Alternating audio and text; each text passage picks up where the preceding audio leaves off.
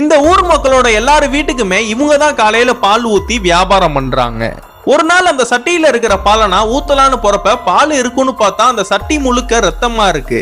இதனா பார்த்த இவனுங்களும் பயந்து ஓடி அந்த ஊருக்கு ஒரு சாமியார அழைச்சிட்டு வராங்க. இந்த ஊர்ல இருக்கிற எல்லா மக்களுமே இந்த சாமியார் கிட்ட இந்த மாடை காட்டுறாங்க. இந்த மாடையும் அந்த சாமியாரு பாக்குறாரு. இந்த மாடை பார்த்த இவரு இந்த மாடை கொன்றுங்க, உங்களுக்கு தான் ஆபத்து இந்த மாடாலன்னு சொல்றாரு.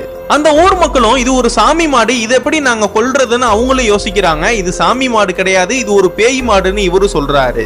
அந்த ஊர்ல இருக்கிற எல்லா மக்களுக்கும் இதை நிரூபிக்கிறதுக்காக இவன் கையில ஒரு வெந்தயத்தை கொடுத்து அந்த மாடையே நீ சுத்தி வாப்பான்னு சொல்றாங்க. இவன் சுத்தி முடிச்சதுக்கு அப்புறம் அந்த வெந்தயத்தை கையை திறந்து பார்த்தா அது கருப்பா ஒரு கடுகு மாதிரி மாறி இருக்கும். இதனா பார்த்து அந்த ஊர் மக்கள் எல்லாருமே பயப்பட ஆரம்பிக்கிறாங்க.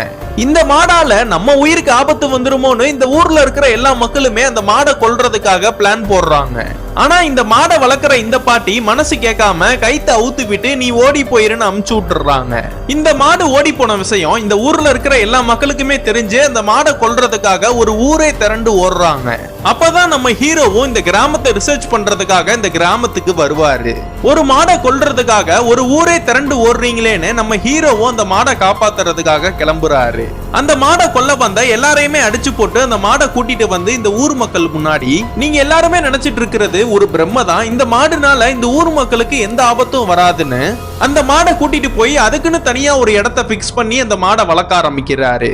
கடைசியில இந்த மாடை வச்சு நிறைய ரிசர்ச்னா பண்ணி இந்த மாடுனால இந்த ஊர் மக்களுக்கு எந்த ஆபத்தும் வராதுன்னு நிரூபிச்சு காட்டிடுவாரு.